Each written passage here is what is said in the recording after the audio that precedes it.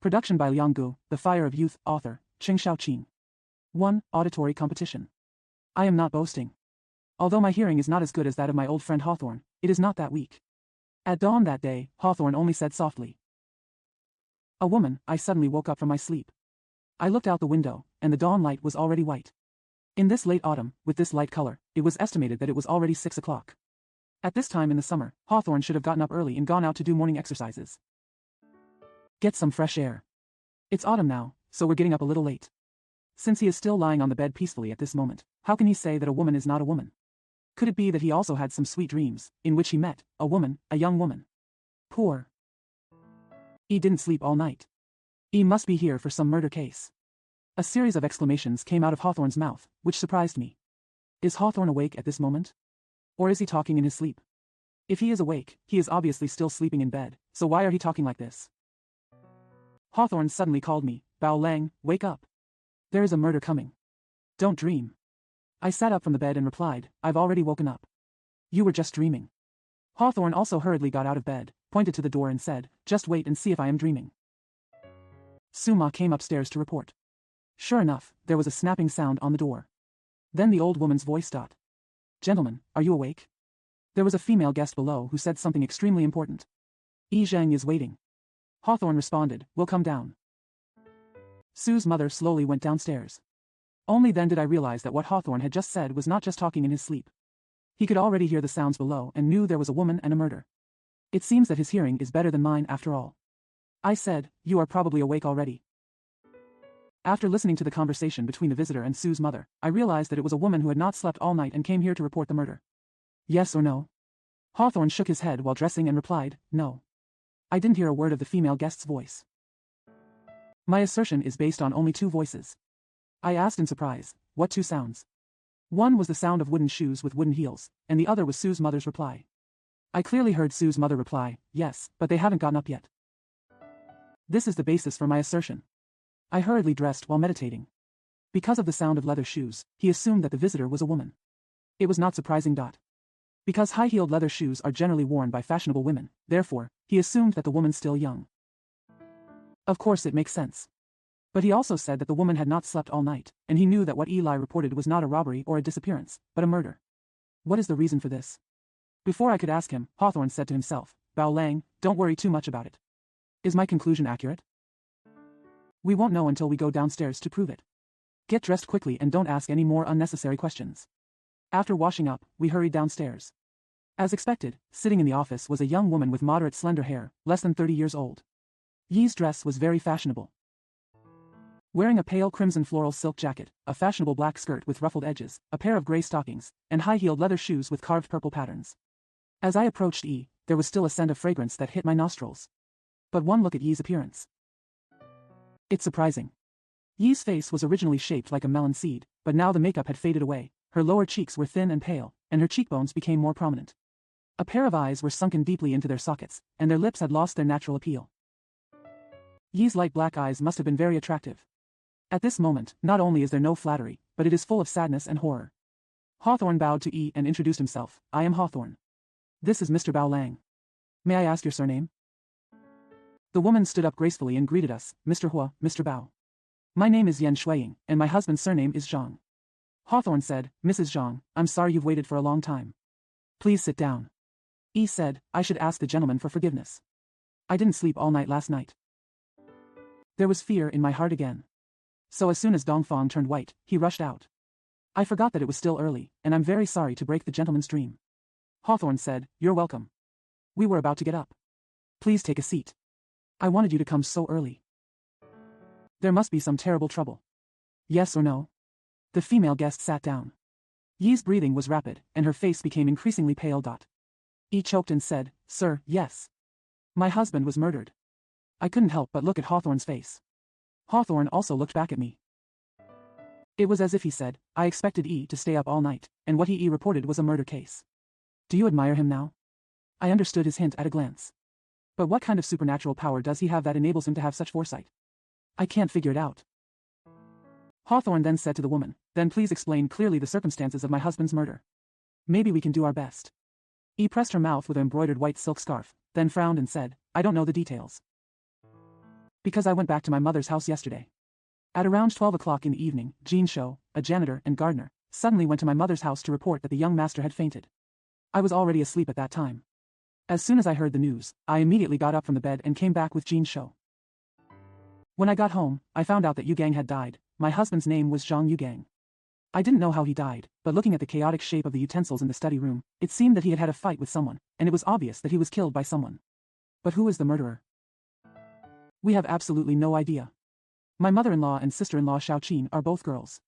Ah Rong, a handyman, happened to go home, and the only man left in the house was Jean Shou, the janitor. Therefore, such a terrible murder occurred in the dark night, and everyone was frightened. What else would you dare to do there? So I waited until the sky turned white before I dared to come here to ask for advice. Mrs. Zhang, where do you live? Number 19, Zhejiang Road. My mum lives in Target Road, Mindlay. This is a murder case, since the location of the crime is in the North District. As usual, you should first report to the North District Police Station. Why did you come to see me directly? Mr. Hua, what you said is right. When I came out, Jean Shou has already gone to the police station to report.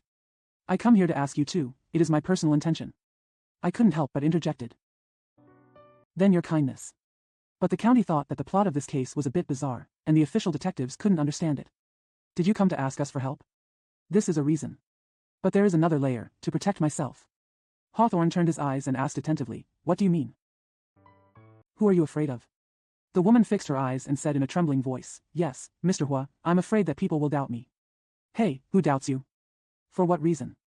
Are you afraid of people being suspicious?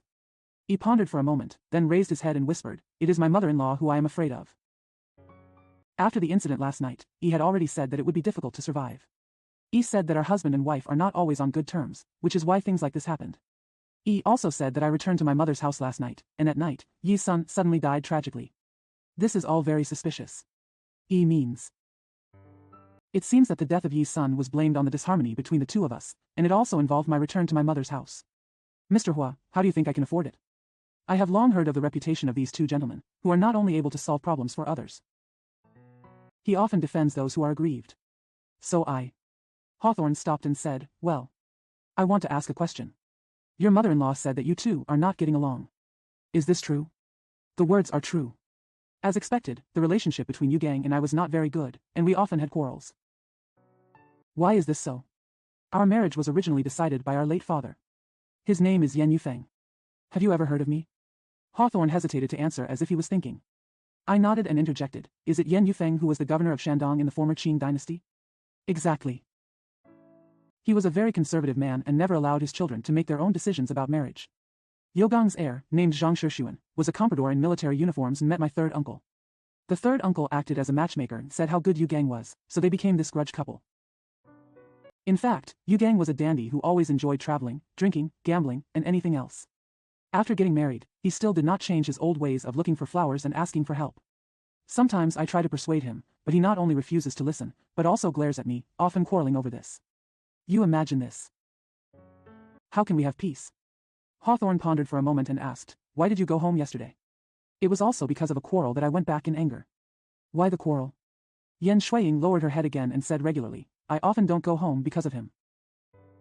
I would stay at my mother's house from time to time. But he said that I shouldn't be like this, and his words were insulting. I couldn't bear it anymore, so I started to fight with him. Hawthorne lowered his head and stared at the mat for a while, then raised his gaze slightly. He seemed to steal a glance at the woman, then stood up immediately. He said, Mrs. Zhang, you go back first. We will be there soon. Zhang Yan looked at both of us, lowered his head and said nothing. Yi's eyes seemed to indicate some fear in her heart. No one dares to go back alone. Hawthorne added, Mrs. Zhang, please go back with confidence. After we check, the matter will always be clear, and no one will dare to arbitrarily make things difficult for you. Yan Shuiying pressed the embroidered white silk scarf on her lips again, then nodded and stood up. Yi timidly said, then please, gentlemen, come immediately. Hawthorne agreed and sent Yi out. He'll come back in a moment. He said, Bao Lang, as far as I know, this is by no means an ordinary thing. You can probably record one more strange case in your diary. Real? I remembered the mystery just now, Hawthorne, what you just expected, Yi didn't sleep all night, and what he reported was a murder, has been confirmed. But on what basis you based it, I still don't understand. It's obvious. I've said that on my basis. Just the answer that Suma said, yes, but they haven't gotten up yet. If you try to infer Yan's question from this answer, it probably means, can Mr. Hua and Mr. Bao at home? This kind of question would have been very common in the daytime. But at this early dawn, they didn't ask us whether we were up or not, but only asked whether we were at home. It can be seen that there was really no word sleep in Yi's mind. Because he didn't sleep all night, as if it were daytime, he hurriedly asked the question according to Yi's subjective point of view. So I assumed that Yi had not slept all night. I nodded. The reason is indeed good, which shows that Hawthorne's reasoning ability is indeed subtle. I asked again, how do you know that what Eli asked was a murder case? That's based on the first level, which is easier to understand. You think she is a woman. She has not slept all night, and now she comes to us in person. It is obviously a case of high stakes and high stakes. Robbery or disappearance is indeed important, but in the end it is not as serious as murder. This is a reason. There is another level, robbery or disappearance. The time of discovery is probably after people get up in the morning. Since this case happened last night, it took until now to find us. That must be because in the dark night, the woman was overcome by fear and did not dare to go out, so she did not report the crime until dawn. This is clearly a horrifying murder case. If it was a theft or other case, or if it was discovered in the middle of the night, the situation would be different, and the report might have to be made all night long instead of waiting until dawn. After hearing this explanation, I felt secretly impressed. Hawthorne's theories are all based on practical evidence, but the basis he obtained depends on his particularly sharp mind, which is beyond the reach of ordinary people without training. Hawthorne continued, I have asked Sue's mother to prepare breakfast quickly. You should also prepare breakfast quickly. Let's go to Zhang's house together. 2. Facts of the case. Zhang Yogang's residence is in the middle of Zhejiang Road. It is a fairly large Western-style house facing south. There is a short wall of green bricks in front of the door, sandwiched between two iron bars. Enter the door. On the right side is a small concierge. There are two arc-shaped cement truck paths on the left and right, which connect to form a ring and lead directly to the main house. Short hollies are planted on both sides of the car path. Behind the hollies, there is grass and a few miscellaneous trees. In the center is a raised flower bed. There are many grass flowers such as dahlias and daisies scattered here and there, which are blooming in deep purple and red. There is a gravel path on the right side of the house that leads to the back of the house. There seems to be another small garden behind the house. As we walked in, a man came out of the concierge to greet us. Hawthorne glanced at him and asked, Are you Jin Shou? The man was a tall man, about 30 years old, with a pale complexion, thick eyebrows and big eyes, making him appear to be a strong and powerful man. When he heard Hawthorne ask, he stood still for a moment. Exactly, he replied. Gentlemen, that's it. Hawthorne nodded quickly and replied, We were invited by your young mistress. Is Yi in there? Jin Shou said with a smile, Oh, yes, the young lady said it. But the young lady just went out again. Hawthorne said in surprise, Going out again? Where did he go? Yi didn't say. However, I saw that Yi's face was angry when he went out, as if he had had some trouble with his wife. Yi Guan took care of me until a gentleman named Hua and a gentleman named Bao arrived and could be introduced to see my wife. Please. He bent down and invited us in. Hawthorne still stood still, slow down. Is your wife in there alone? I'm talking to the inspectors and gentlemen. How long has it been since the inspector came? More than a quarter of an hour. Together with a detective, he examined the young master's body in the study room for a while. At this moment, the wife and young ladies were being called downstairs and questioned in the sitting room. Then, we don't have to rush in. You gently led us outside the sitting room door so that we could listen so as not to interrupt their conversation. Jin Shou looked at us for a while. He said slowly, In that case, you only need to stand outside the window of the sitting room to hear it. He pointed with his hand to a window on the west side of the stone steps in front of the main house. Hawthorne nodded and led me along the cement driveway. The left and right sides in front of the main house. Each has a small flower garden, surrounded by a circle of short mountain trees, each forming an oval. There are also pots of frost-proud autumn chrysanthemums on the outer circle of the mountain fan.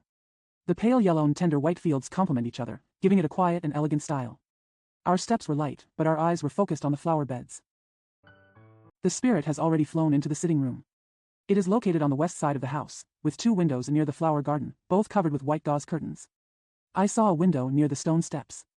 Although the curtains inside were lowered, the glass windows outside were completely open. This suits our needs. We crossed the mountain gate, hunched over, quietly walked under the window, and lay down breathlessly. A young woman's voice answered inside. Yi said, That's right, I came downstairs first. I could hear many strange sounds downstairs, and I had already harbored ghosts in my heart. Then I heard a sudden thud, as if something heavy fell to the ground, and then there was silence. My brother doesn't go upstairs either. I waited for a while, but there was no sound from them, so I couldn't hold it any longer. My brother is drunk, although he often loses his temper.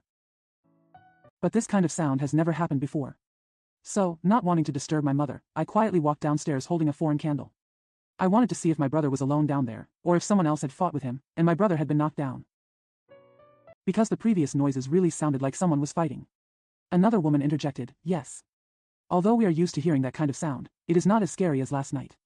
Xiaoqin said it was like fighting, which is true. This voice sounds older. A man's voice responded, can the old lady hear that voice? Well, Miss Zhang, what will happen next? I walked downstairs and walked gently to the study door. The study door was closed tightly, and there was no light.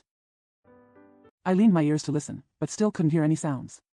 I became more and more suspicious, and for a while I didn't have the courage to push the study door open. Because my brother's temper is very extreme. Because of my previous 2 experiences, I felt a little scared. But now that I've gone downstairs. But he refused to go up there, still harboring doubts. So after hesitating for a while, I finally gained the courage, gently held the door knob, and pushed the door open an inch. Ouch! Did you see Brother Ling's body then? The girl did not answer immediately. She paused for a while and then replied in a trembling voice. At that time, I looked into the study through the crack in the door, but I felt that it was dark inside and the lights had been completely turned off. I couldn't help but shudder, but I still didn't want to give up. I put the persistent candle through the crack of the door and took a light into the study. Only then did I see a chair lying on the ground near the door. Next to the chair, my brother was lying stiffly. Well, this situation is really terrible. This is another thick man's voice. A man from before asked again, how did you deal with such a fright at that time? I can't remember. I remember shouting something. I won't remember clearly from now on. At this time, the old woman continued, Xiaoqin shouted and then fainted.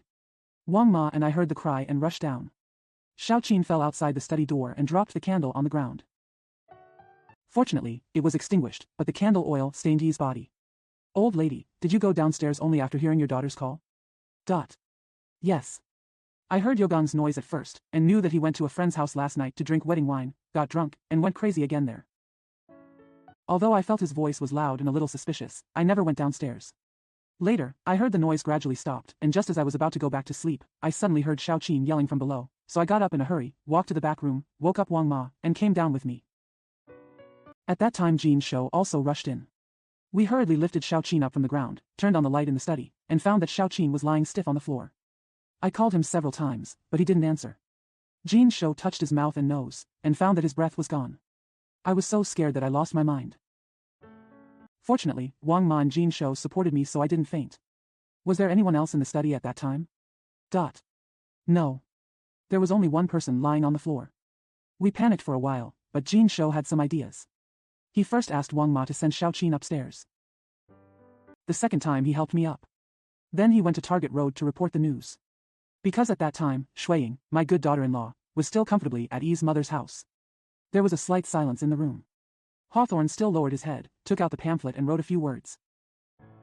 He turned his head and tilted his head towards me, as if he could not hear clearly the conversation in my room. I nodded. Then there was another sound coming from the window. The first man asked again, Ms. Zhang, when you heard the sound and went downstairs, do you remember when?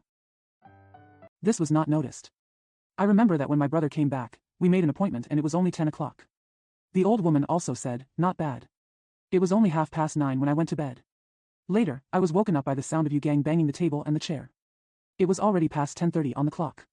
Miss Zhang, were you still awake when your brother came back? Yes. I was reading a book last night, so I heard it very clearly. How much time was there between when Brother Jean came home and when you came downstairs? I don't pay much attention. About an hour or so.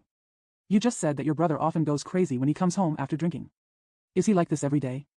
That's not the case either. He doesn't drink every day. Sometimes he and his friends would have a few drinks and make a scene when they came back. His alcoholism is terrible. When he was noisy, no one dared to approach him. My sister-in-law was beaten several times by him because she tried to persuade him. Last summer and this spring. I also suffered from his losses twice. The first time I came downstairs because he was making a lot of noise. As soon as he saw me, without asking why, he raised his hand and slapped me.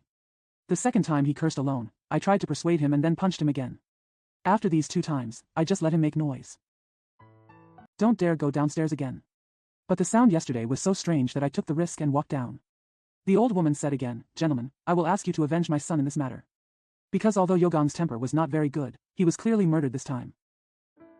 I have just stated the reason for seeking death, and I doubt you gentlemen will understand it. There is a difference in life.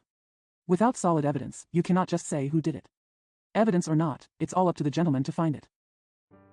If we say that the situation in the inside story is already very obvious. Not to mention anything else, but last night, Shuang and Yu Gang had a big fight before going back to her parents' house. Well, I already know this. Old lady, didn't you just say that my wife's brother is called Yan Xiaoshan and he was a county governor? Yes. Just because the Yi family is an official, Yi Kai pretends to be dignified and looks down on her mother-in-law and husband. In fact, Yi Zhen is a white tiger star, who defeated Yi's grandpa as soon as he entered the door. This time Yi was cruel enough to do something like this. The girl interrupted again, Mom, don't say that. Whether the sister-in-law is related to this matter or not remains to be found out. You keep saying that it must be Yi. If the Yan family hears it, isn't it going to cause trouble? The man also echoed, yes. We cannot judge first. Who is the murderer? It's not too late to wait until we find out. Now let me ask one more question. What was the reason for the quarrel between the couple yesterday? The old woman said, ouch. It's embarrassing to say it. Xiang has been acting more and more wrong recently. Whenever Gang is not at home, he goes out freely. Of course I don't need to explain the situation here. But when you just happened to say a few words to Yi started to curse each other, making a big fuss. Not only that, although Yi himself did not know how to restrain himself, when he heard that someone was about to take a concubine, he would show his full strength and oppose it with all his strength. As the saying goes, raising a hen will lay eggs. A woman has been married for 3 years. She has no future and is not a woman, but she relies on the power of her mother's family to look down on us. Mr. Detective, do you want to make people angry or hateful? So, your son once wanted to take a concubine. Just as I was hearing this, I suddenly felt a tiny flying insect fly into my nostrils. When the nerves in the nostrils are stimulated, they can't help but sneeze. This unintentional sneeze actually startled the people in the sitting room, and the conversation inside immediately stopped. 3. In the corpse room. I was embarrassed that an unintentional sneeze had caused this. Hawthorne also knew that the matter was at a standstill and could no longer eavesdrop. He frowned at me and without saying a word, he stood up straight, strode up the stone steps of the main room and walked in. I followed behind in frustration. In the middle of the main room is a living room, lined with a group of sofa seats covered with purple silk. There was a gray-white carpet on the floor. There is a mahogany half-table against the wall, with many ancient porcelain and antiques, and the furnishings are very rich. This living room is very large and seems not to be used except for special banquets.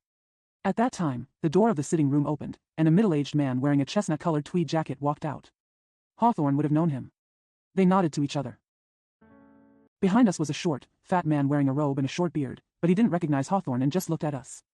Later I learned that the person who greeted Hawthorne was Yao Guiying, the chief detective of the North District Police Station, who was the one who conducted the interview in the room earlier. He has solved several robberies recently and has a good reputation. And that short fat man is Wang Xinyan, the inspector of this district. The loud voice we heard outside the window was that of the inspector. Yao Guiying introduced Inspector Jiang to us for a few words. Then they walked into the sitting room together. There were 2 women inside, one old and one young, who were the mother and sister of the deceased Zhang Yugang. The attire is all plain. The old man was 56 or 17 years old. His forehead was full of wrinkles, his complexion was rough and yellow, but his eyes were round, black and majestic.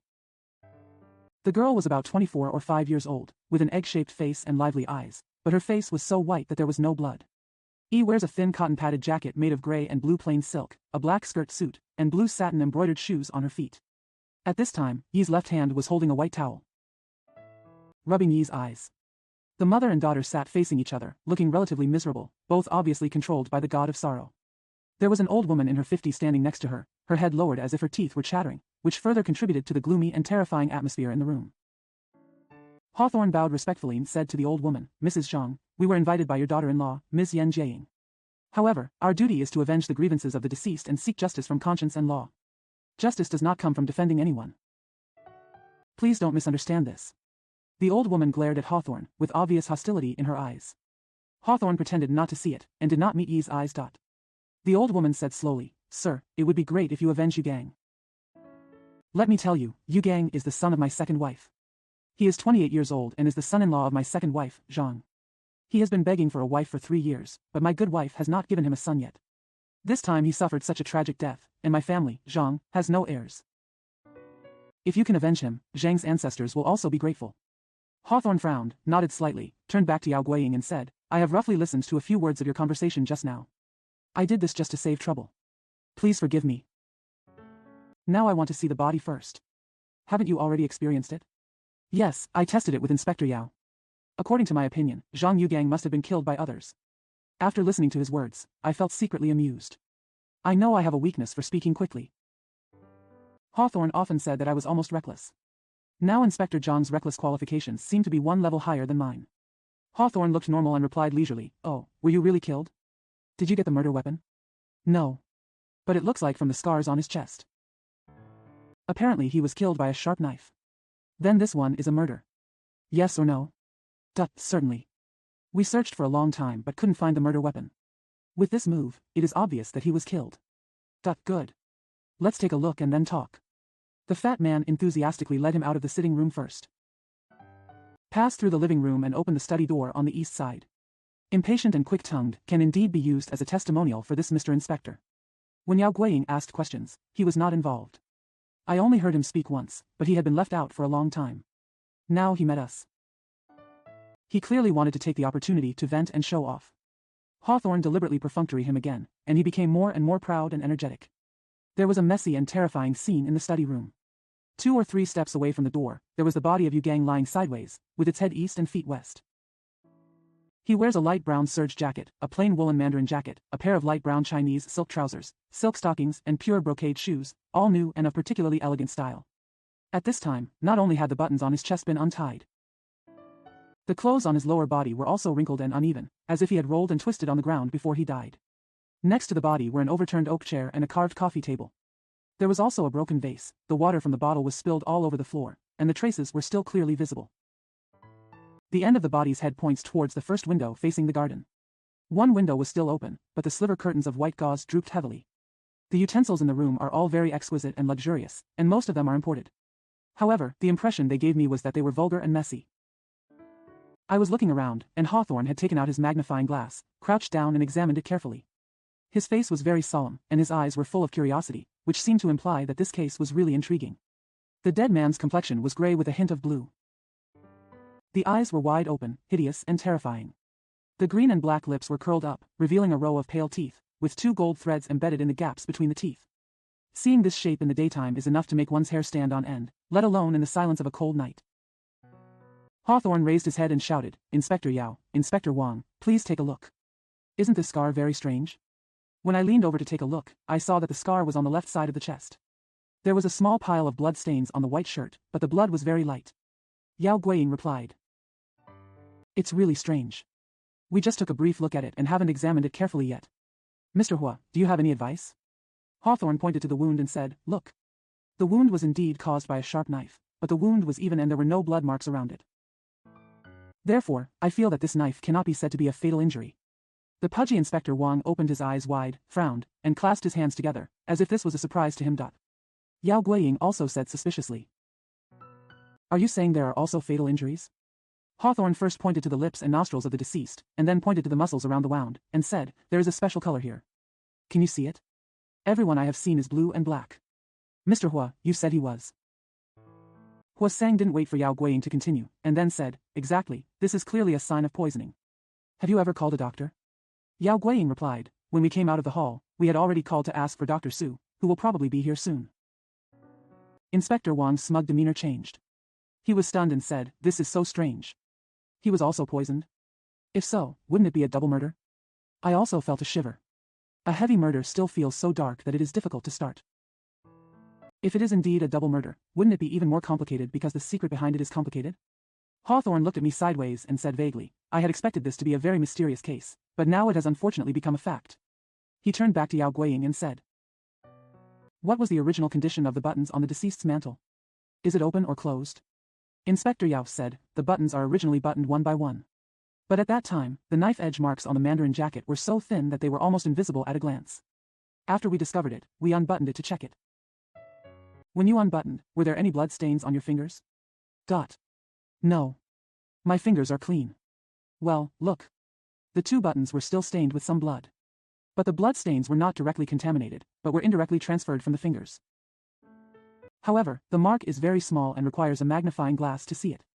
Hawthorne stood up and handed the magnifying glass to Yao Guiying. Yao Guiying took it and leaned down to take a look. After a while, he stood up and nodded. He said, "Exactly. This can be seen after the murderer committed the crime." The clothes buttons of the deceased were touched. Hawthorne pondered for a moment and responded, "Not bad. Yu tentatively felt around in the mantle bag, but there was something else. I think that the reason why the man unbuttoned his clothes must be to search for something on the deceased. Yao Guiying unbuttoned his mantle and reached into his bag to fumble. After a while, he took out a small gold watch and a key. He even dug into his robe pocket, but found only a white towel and a silver cigarette case. Hawthorne took the watch. He opened the cover, took a look, and said, "Oh, this watch is still running. Where is this key?" He kept looking around the room. Inspector Wang said, "Well, isn't there an iron box at the window over there? Is this key the one on the iron box?" He pointed to a window. Hawthorne was also walking towards the iron box. As he walked, he responded, "Maybe it is. Let's try it for a while." He threw the key into the keyhole of the iron box, and it matched. He opened the door of the box and looked into the box for a while, but was suddenly disappointed again. The iron box is empty. He lowered his head and thought about it again, and then said, "Although, this situation can also give us a revelation." Yao Guiying asked, "How is it? Do you think the murderer's purpose is to make money?" Hawthorne said, "We don't have to say that the murderer's purpose is to make money. But at least there was always some theft." Inspector Wang seemed unable to bear it again. If property is not the murderer's main purpose, then what purpose did that person have to commit the murder? Hawthorne didn't seem to hear it and came over to get the magnifying glass. Return to the iron box again. Yao Guiying stood beside him, rolled his eyes at Inspector Wang and remained silent. I took the opportunity to look around the room.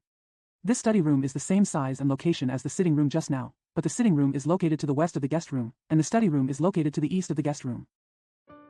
On the south side facing the garden, there are two identical windows. Between the first window and the door leading to the living room lay the body. The iron box was placed between the first window and the second window against the wall. Take a step further east from the iron box. It is the window of the second window. There was a mahogany desk placed by the window, the curtains were lowered, and the glass windows were tightly closed. The window on the east side was also closed. I was looking around when I suddenly heard Hawthorne exclaim, which made me turn around. Hawthorne said, "Brother Guiying. I thought there must be some property in this iron box, but someone took the opportunity to steal it." Really? Where did you see this layer?" Hawthorne pointed to the door of the iron box and said, "Look, isn't this the mark that someone wiped the door with something?" Yao Guiying nodded and said, "Good. The murderer probably wiped it deliberately to eliminate the fingerprints." "Yeah. Exactly. I was trying to find some fingerprints, but unexpectedly, the man was an experienced hand and wiped them clean in advance. In this way, the murderer is an experienced guy." Hawthorne responded, "Yes, he is a sophisticated and wise man. We cannot underestimate it." He then pointed to the inside of the iron box and said, "Look at the marks on the board of this box. It seems that what the deceased kept was not silver, but banknotes. Look, there is a thin layer of dust on the box board. Aren't there a few random lines scratched by fingertips there?" Inspector Wang added condolences. "Then how much was stolen?" Hawthorne shook his head. "I can't answer this question. I'll stop for a while and ask the deceased's mother." He closed the door of the iron box and said to Yao Guiying, "Look at this trace. It seems that the man stabbed Yu Gang, then unbuttoned his clothes, took out the key, opened the iron box, took out all the banknotes in the box, and then locked the iron box and left the key in his pocket. And finally buttoned it up. From this, one can imagine the man's calmness. After the incident was over, the man was able to wipe the fingerprints on the door of the box clean, which further showed that the man handled the matter in a calm and thorough manner." Yao Guiying nodded and said, "Mr. Hua, your opinion is really good. So I got another confirmation. Look, didn't the right corner of the curtain on the first window have a corner cut off?" My eyes followed Yao Guiying's fingers to the curtain. Indeed, a sharp corner had been cut off from the lower right corner of the curtain. It's about 2 to 3 inches wide. Hawthorne shrugged and said, "Hey, Brother Guiying, your observation skills are really good." He turned around and walked to the first window. I had seen the cut marks on the curtains just now and thought they were accidental. But now, I see that my previous opinion was wrong. He took out the magnifying glass again, leaned over and examined the corners of the curtains carefully. After a while, he added, "The corners of this curtain were indeed recently cut with scissors. The cut white gauze was wide at the bottom and pointed at the top, exactly forming a triangle. When I saw it, it was cut. The sharp edges of the scissors clearly come from the bottom up. Very strange. Brother Guiying, when you talk about confirmation, do you mean the elimination of fingerprints?" Yes. The man's blood-stained fingers must have lifted the curtain before, and then he noticed it and cut it off with scissors. Mr. Hua, do you think so? Hawthorne pondered for a moment and nodded, yes. The purpose of this layer is of course the same as wiping on the surface of the iron box. Hey, this man is so attentive. He stroked his chin with his right hand. With his chin and eyes constantly moving in all directions, he asked slowly. Have you ever seen the corner of the cut gauze curtain? Yao Guiying shook his head and said, Shajiao, I didn't see it. He raised his hand and pointed at the desk. I've seen the scissors before. Isn't that a small pair of scissors over there? Snort. Hawthorne's hum interrupted the end of Yao Guiying's words. It turned out that his eyes had already shot to the writing desk, as if he had accidentally seen some important evidence. 4. Check can. Amid the astonishment of the three people, Hawthorne's quick steps had already reached the writing desk in a blink of an eye. The three of us hurriedly followed. Hawthorne pressed one hand on the back of the chair in front of the desk and stared at the desk with sharp eyes. I didn't know what he saw for a while, and I secretly wondered. Because the small pair of small pointed scissors that Yao Guiying mentioned were clearly on the left side of the desk, but what Hawthorne paid attention to did not seem to be on the scissors. I looked carefully at the things on the desk. There is a square of absorbent paper in the center of the table, with the four corners wrapped in black leather. There is a writing brush on the paper board. One end of the brush is resting on the inkstone. There is still water in the inkstone pool. On the left side of the table are a Western-style golden flower teapot and a gold-rimmed white porcelain teacup, as well as several pieces of newsprint and several novels. I don't think there's anything special. I don't know why Hawthorne opened his eyes wide and looked so trance-like. After a while, Hawthorne suddenly turned around. Brother Guiying, have you ever seen this table? Yao Guiying replied calmly, I saw it once, but I didn't look carefully. Then take a closer look. Is there anything I should pay attention to? Hawthorne turned back to me and said, Bao Lang, come and take a look. This is a great opportunity to experiment with your powers of observation. I peeked at Yao Guiying, biting her lip, frowning, looking embarrassed. It was obvious that he was completely unsure of Hawthorne's words. I also looked at the desk carefully again, trying my best to catch my breath. But there was really nothing special on the table that caught my eye. In addition to the few things just described. There is also a white porcelain pen holder, a yellow pen cover, a purple water basin, most of the hexagonal pine smoke ink, and a white copper paperweight with seal characters engraved on it. These are the supplies that should be on the desk. Which one does Hawthorne think should be paid attention to? Could it be that Hawthorne's eyes could see through the wooden board and see what was inside the table? Yao Guiying said, I saw that the pen was resting on the inkstone, and the pen cover was removed. There was still water in the inkstone pool, which showed that someone had written. Mr. Hua. Is this what you said you should pay attention to? Good. This is just one point, there is a more important point. I used my eyesight again. My eyes moved from the brush to the inked paper. When I looked carefully, I couldn't help but scream. I said, Hawthorne. I can see it. The absorbent paper on this paper board is indeed pure white at first glance, but in fact there is a dividing line in the middle, half is snow white and new, and the other half is slightly gray, showing that it has been dusted for several days. It was clear that half of the old absorbent paper on top had been torn off, leaving only half of it. Hawthorne suddenly said loudly, Bao Lang, your observation skills have really improved amazingly. From now on, I am not afraid of not having a capable assistant. I don't know how to answer. On the contrary, I felt a little embarrassed. Hawthorne said to Yao Guiying again, Brother Guiying, do you understand? Look at this situation, it seems that someone has written here, after writing, he printed it on this absorbent paper. In this way, the handwriting leave on absorbent paper of course. Later, half of the piece of absorbent paper on top was torn off because of the writing on it, so the new layer of absorbent paper underneath was exposed. But the floor above is not very old. The color difference between the old and new ones is so slight that it is not easy to notice at a glance. Yao Guiying blushed for a while and said, I have seen whether the absorbent paper is old or new. But my stupid mind didn't think it was useful at the moment, so I didn't pay attention. Mr. Hua, who do you think tore this absorbent paper? Go. Although this is still a question, it is based on common sense.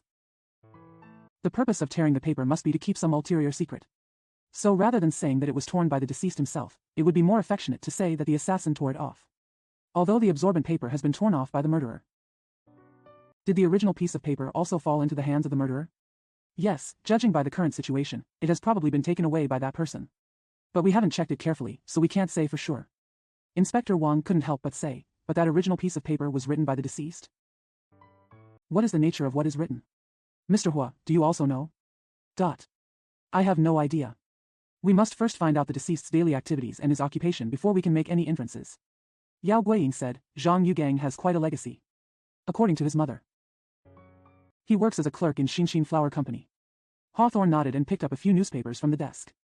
This is yesterday's news. Alas, there are also 2 small newspapers dedicated to drama and flower world news. This can give you an idea of his daily life. The newspaper was picked up, and there was a small pink piece of paper underneath. Hawthorne quickly picked up the small note and said, a new style of invitation. I will read it to you. On November 3rd of the Gregorian calendar, the wedding ceremony of my son Bo Xiong and Ms. Meng Fengfeng will be held at our house. That evening. Jingji happy feast. Looking forward to visiting you. The Qian family bowed. The banquet will be at our home, number 5 Yongla Lane, Hangkou Road. Hawthorne finished reading and thought for a moment. Brother Guiying, when you asked me just now, didn't Mrs. Zhang say that Yi's son had a wedding banquet last night? Yes, today is the 4th. He must have been enjoying the Qian family's wedding wine yesterday. Looking at it this way, it may fit your view of poisoning. This invitation is indeed of great value. I secretly wondered whether Congo was really poisoned. If so, and with the conclusive evidence of the murder, it was clearly a double murder. So what? Were these 2 murders committed by one person? Or were there 2 murderers? If it was a murderer and he had already been poisoned, why would he want to stab him again? If there are 2 murderers, then there will be many doubts and it will be even more difficult to solve. Is Hawthorne competent for this case? Maybe. Hawthorne seemed to be straining his sense of smell. He lowered his head and looked at the desk. He shouted, he even vomited. This spittoon is the stuff he vomited. Do you think it? A spittoon is an abominable vessel. I didn't want to look at it, but because of Hawthorne's indirect suggestion, an unpleasant smell of sour wine rushed into my nostrils. Yao Guiying said, there is another kind of confirmation for the idea of poisoning. Hawthorne raised his head, looked out the window, and shouted, Brother Guiying. There is a car.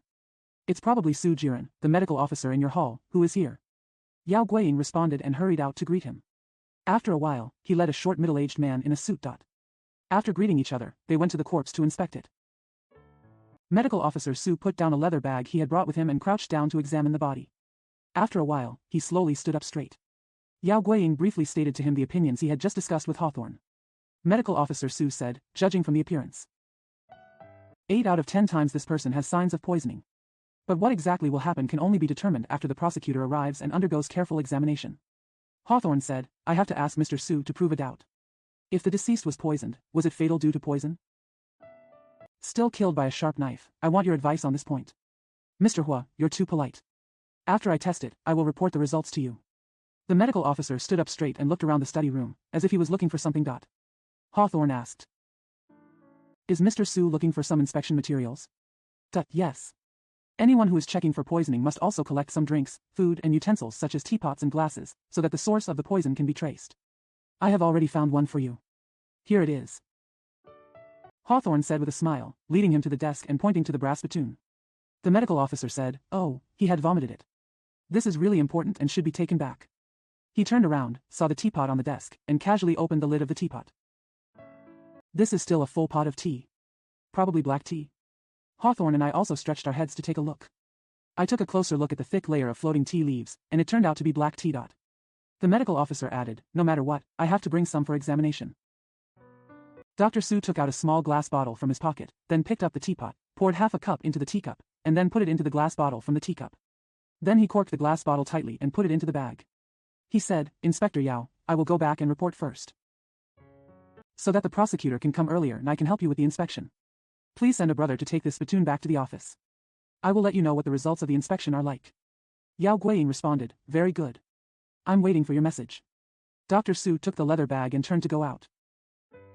Hawthorne suddenly stopped him, Mr. Su, I'm sorry. One more thing, if there is anything we need to pay attention to on the body, please let us know. We only took a look at his outside and haven't examined it carefully yet. 5. Division of Labor. After Medical Officer Su Jiren left, Hawthorne suggested that the 4 of us work separately. Yao Guiying went to ask the deceased's mother again, and asked 4 questions. 1. How much money was stored in Yi's son's silver box? 2. Yi said that the deceased had the intention of taking a concubine. What exactly is the situation? 3. How many friends does Yi's son have the most familiar with? 4. After the murder was discovered, Jin Shou immediately went to target Lian's house to report the news. Where were the mother and daughter and the maid Wang Ma waiting at that time? And are there other guards in the library and the door? Hawthorne himself was responsible for going to the concierge to inquire about Jin Shou, because according to his opinion, Jin Shou actually plays an important role in this case. Inspector Wang and I were responsible for carefully checking the inside and outside of the house in order to find some clues or discover the whereabouts of the murderer. After the discussion was settled, the 4 people immediately split up to work. I waited for Hua Sang and Yao Guiying to go out, and then we had another break with Inspector Wang Xinyan. Inspector Wang went to look at the outside of the house, while I searched the corpse room. Inspector Wang agreed and went out, and I started to do it in the room. Although the floor in the corpse room was painted, there were so many footprints that it was impossible to distinguish them clearly. I looked carefully at the corner of the wall for a while, but there was nothing suspicious. The corners of yarn cut off from my ideal curtain, the ink-stained paper torn off, the murderous knife, etc. There is no trace. I looked at the 3 windows again. The first window facing south is open, and the curtains are cut off, as I have already said. The second window in front of the desk is bolted tightly, leaving no trace, and the third window faces, although the east window is closed. But it is closed and there is no bolt. Could this window have been the entrance and exit of the murderer? But upon closer inspection, I laughed at myself for my recklessness. This window is along the passage, and its equipment is different from the two windows facing south. There were iron bars across the glass window, so of course the murderer couldn't get in or out. I opened the window and touched the iron bars, but they couldn't shake at all. I raised my head and took a look. There was a small alley outside the window, and there was a white brick wall opposite the window. Inside the wall seemed to be someone's patio. In any case, this window must not be regarded as a passage. There is no room for development in the three windows, so I will focus on the desk again. Hawthorne and others have already experienced the things on the table, so there is no need for me to study them further. I opened a drawer on the left side of the desk and rummaged through it for a while, but there was nothing important. He reached out to open the one on the right, but it was locked. At this time, it is not free to find the key to open it, and it is not easy to do. Because the key to the drawer may be on the deceased's body, Hawthorne could not search without permission because the prosecutor was not present. Naturally, it is even more inconvenient for me to turn over a dead body. So I took it out and used a knife to pick the lock of the drawer. Without much effort, the drawer was pried open, revealing a bank book and several popular so-called erotic novels. In addition, there are many horse racing tickets and photos of various sizes. The photos are all of girls in fashionable clothes. I took out the novel and flipped through it, and suddenly I saw another photo wrapped in transparent paper in the book. There is also a woman in the photo, less than 20 years old. She is dressed like a Xiaojiabiyu and looks pretty good. I secretly thought that since I attached so much importance to this photo, it must be related. I also found a piece of Chinese-style Haiyue letterhead in another book, with a few lines of cursive calligraphy written on it. I quickly took out the letter and read. It is very presumptuous of me to write this letter to you. But you and I are both in the business world, and you are very respectable, so I specially inform you. Your wife's behavior seems not to be very serious lately. She is often seen in dance halls and game fields. Last night, I saw E and a man watching a show at the Taiwan Theater together. This is what I saw. You should pay more attention. If it is released again, then. The letter suddenly stopped here. The handwriting on the letter was very cursory, and 2 words had been altered. I couldn't think of the purpose of that letter at the moment. Is it a draft? Or a recorded copy? Who wrote it again? Is the lady mentioned in the letter the deceased Yu Gang's wife? Or have you just addressed someone else? When I was daydreaming. Suddenly I heard Inspector Jiang greeting me outside the window. Mr. Bao, please come out and take a look. There is an important evidence here. His report was quite solemn, and he probably had discovered something. I hurriedly took the photos and letters and walked outside, and saw Inspector Wang outside the first window. His surprised eyes were fixed on the grass below the window. He twirled his short beard and said proudly, Mr. Bao, look, isn't this half a footprint? When I took a closer look, I saw that there was indeed a very deep footprint. I said, exactly, this discovery is very important. Well, these are the footprints of a man. It looks like a man standing on tiptoes, peering into the window, so the weight of his whole body is leaning on his toes, and the prints are very deep. Inspector Wang became more and more proud and nodded repeatedly, expressing his agreement with my opinion. He also assumed that the footprints were those left by the murderer. I didn't dare to agree with this point, but I told him the photos and letter paper I found. He was also very pleasantly surprised, thinking that these were the necessary evidence to solve the case. At this time our task is basically completed. Let's go find Hawthorne together. Hawthorne was still questioning Jean Shou in the concierge. It was inconvenient for me to go in and disturb him, so I grabbed Inspector Wang and stood outside the door together, listening to the conversation inside. Hawthorne asked, you said that your master seems to be afraid of someone. But last night, there was such an expression. Jean Shou said, no. It's been like this for 3 or 4 weeks. But he came back very early last night and carefully told me to close the front and back doors. His fearful state felt more exposed. You said that after he came back, he walked into the study. How do you know? While I was locking the door, I saw the light in the study room turn on. In fact, he does this every night. After coming back, he always reads the newspaper in the study for a while before going to bed. Which side is his bedroom on? But on the upper floor of the main house? No. The middle floor is the wife's bedroom. The west building is the lady's room. The young master's room is upstairs in the study on the east side. Did he go upstairs last night? I have no idea. I closed the door and went back in to sleep. Have you ever heard any sounds while sleeping? What you can hear is the young master's voice. What's the sound like?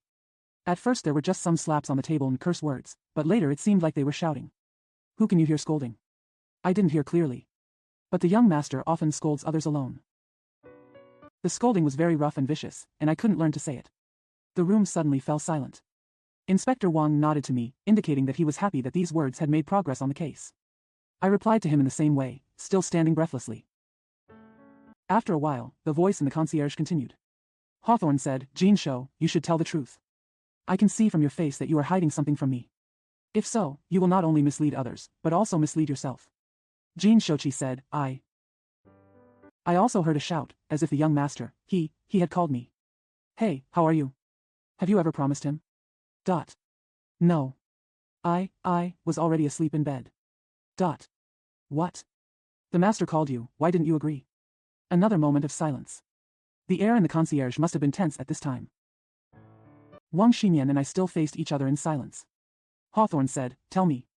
You clearly know that your master is being murdered, so you can't be afraid? Otherwise, you are too lazy. Jean Shou's thick voice suddenly seemed to be trembling. Sir, no, it's not that I'm lazy. I. Huh. What is it but laziness? Why are you hesitating? Sir, there is a reason. The young master often behaves like this after drinking. Once, he yelled and cursed in the study and broke a piece of glass and a teapot. I was startled and ran in to take a look. It turned out that he was drunk and crazy there alone. I punched him. I was scared, so I didn't dare to go in casually last night. Later, I was about to fall asleep, and suddenly I heard the young lady's call, so I got up and ran in. The young master has fallen to the ground. You will know then that your master has been killed. Kill or not, I don't think so. I just walked closer and touched him, and I felt that his breathing had stopped. We were so panicked that we had no choice. Later I asked Ma Wang to send the young lady and ladies upstairs. Then I went to the young lad's house to report the news.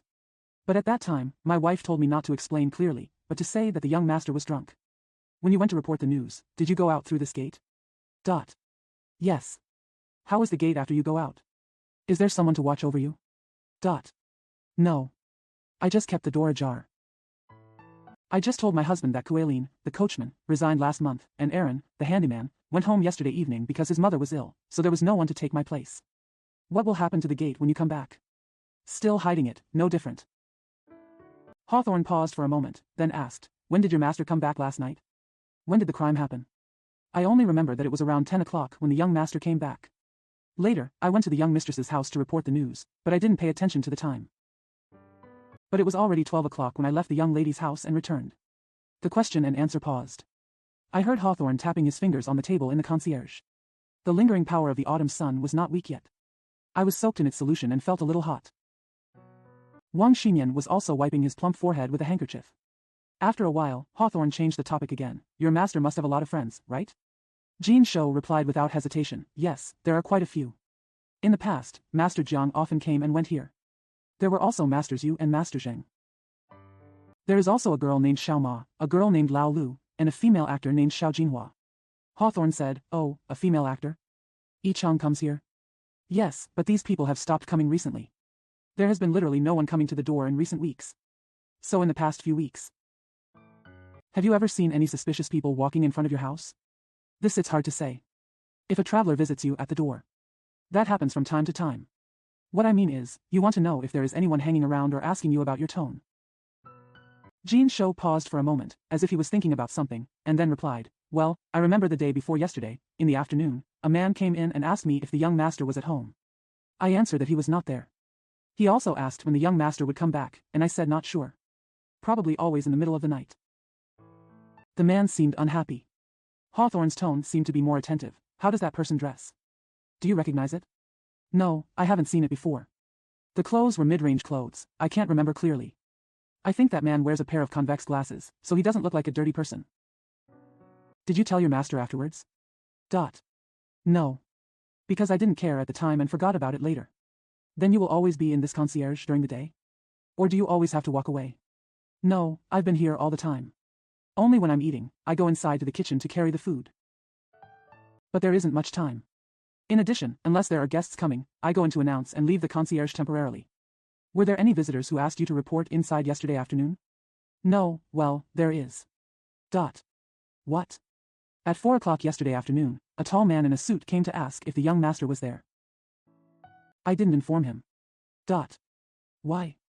Is your master not at home? No, the young master is at home, but I heard him arguing with the young grandma. I was a little scared, so I answered that the guest was not at home and did not go in to inform him. You didn't tell your master later? No, I'm really afraid of him. Do you know this guest? I don't know him, but I saw him once. He visited the young master last week, and the young master went out with him. I don't know his last name or his name. Were there any other guests yesterday? There is none left. But during dinner, I went to the kitchen as usual. Is your master at home at that time? Not here. He went out again. I heard that your mistress had a quarrel with your master in the evening. Why wasn't she there? The quarrel was after 4 o'clock. The young master came back at 4 o'clock, and for some reason he started to quarrel with the young mistress again. After a quarrel, he hurried out again. Then, the young lady also went back to Yi's mother's house. So when it was dark, the young master was not at home. Do you know where your master went at that time? I know. My wife said the day before that the young master was going to have a wedding banquet at Qian's house on Hangkou Road last night. He also wore new clothes when he went out. But when your master comes back in the evening, do you know whether he has indeed had a wedding banquet? Yes, he did drink. Because when he told me to close the front and back doors, I felt the smell of alcohol coming out of his mouth. Hawthorne paused and said, Okay. Now you guard the gate well. I'll ask you later if I have anything else. When Hawthorne walked out of the porter's room, Inspector Wang straightened his back and walked closer, nodding in greeting. He clearly believed that the footprints he found played an important role in the whole case, so he couldn't wait to report the results he found to Hawthorne. But it didn't happen by chance. At this time, Yao Guiying also hurriedly came out. As soon as he saw Hawthorne, he spoke first and told the results of his questioning. He has already asked the mother of the deceased. It is said that Yu Gang has many friends but few enemies. If you want to be more careful, you can ask friends in the flower company. Although the matter of taking concubines was discussed once, it failed due to the opposition of his wife's uncle, Yan Shaoshan, who was the county magistrate, and the obstruction of his wife, Yan Jiaying. After the crime happened last night, Zhang's mother and Shao Qin went upstairs. They were both frightened and went back to their rooms. It wasn't until Jin Shou brought Yan Shuiying back that mother and daughter went downstairs with Wang Ma. As for the amount of money in the iron box, his mother had no idea.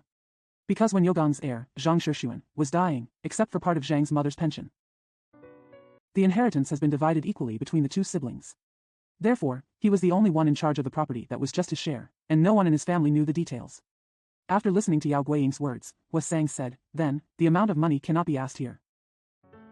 I didn't mean to compete with Wang Xinyan first, but the topic of the conversation was related to my mission, so I once again deprived him of the opportunity to speak. I interjected, I know. At least $1,500. Wang Xinyan rolled his eyes at me. Yao Guiying also raised his surprised eyes and stared at me blankly. Hawthorne immediately asked, Bao Lang, what evidence did you find? Yes. I found a bank book.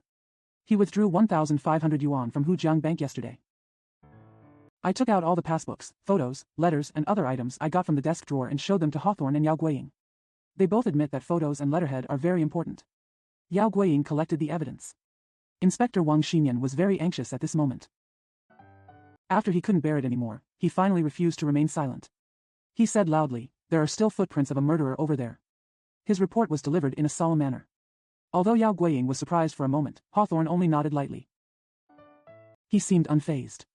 On the contrary, I felt a little embarrassed for Inspector Wang. Hawthorne turned around and replied, Isn't that footprint outside the first window of the crime room? I saw this just now. Yes, it is indeed very important. But Mr. Wang recognized it as the murderer. Footprints. If there is no other proof, it seems too early. Naturally, this criticism would greatly disappoint the fat man. But it was Hawthorne who saved his embarrassment of blinking alternately and stuttering he said, Okay. Let's go back and sit down. Discuss a way to start detecting the murderer. 6. Double murder. After we exchanged the results with each other in the living room and discussed it for a while, we assumed that this was a complicated and mysterious murder case, and it was a double murder. One is poisoning. One is stabbing. There are two murderers, and their motives may be different.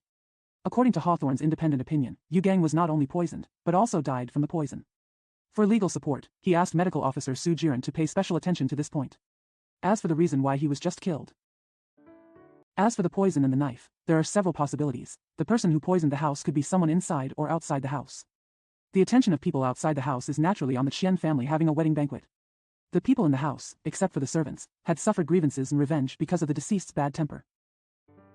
His wife Yan Jiaying is the most suspect. As far as we know, there was no harmony between the couple, and Yi's decoration was very fashionable and her movements were indeed very free. And the letter found in the desk drawer looked very much like an anonymous letter someone wrote to Yu Gang. You just made a special recording to see what effect it would have. Second, when it comes to murder, I saw Yogang's attire in the tabloids on his desk, his contacts with actresses, and the photos of women in the books in the drawer. It is obvious that he is a womanizer. He was also an alcoholic gambler. He has been showing fear of someone recently. It is also possible to assume that he is jealous because of competition and has any enemies or love rivals outside. In addition, someone may be motivated by money. For example, Kuelin, who quit his job. Will you come back by chance? Or is there some kind of collusion with Jin Shou? And the handyman a lie. Before dinner last night, someone suddenly came to report that his mother was sick, so he took leave to go back, so he seemed to have to think that the coincidence was suspicious. We rely on these 3 reasons. Just follow the old rules and divide the work between each other. Hawthorne went to the target Lu Yan's house to inquire. Because this move was the most critical, and Yan Jiaying was our client, Hawthorne had to go and see it in person. Yao Guiying took charge of going to Qian's house on Hangkou Road. Investigate what happened at Yogang's wedding reception last night, and who were the people at the table with Yu Gang. I went to Nanshur alone to find our Rong and asked him if he really went home last night. Among them, Inspector Wang's position is the most convenient, and he only investigates in this area. Are there any suspicious people near Zhang's house in recent days? After the plan was settled, the 4 of us came out of Zhang's house. I will go back to my apartment alone. Because that morning, I wore a lot of clothes. At this time, the sun was scorching in the sky and the weather was getting hotter. I had to go back and change into lighter clothes. When I got to the apartment, I went upstairs to change my clothes while thinking about the plot of the case. This is the first time we have solved this kind of double murder case since we started investigating the case. This case looks at the circumstances. Apparently there were 2 murderers, one who poisoned and one who murdered. Hawthorne had assumed that the drunkard's death was due to poisoning, not the stabbing. So who was the poisoner?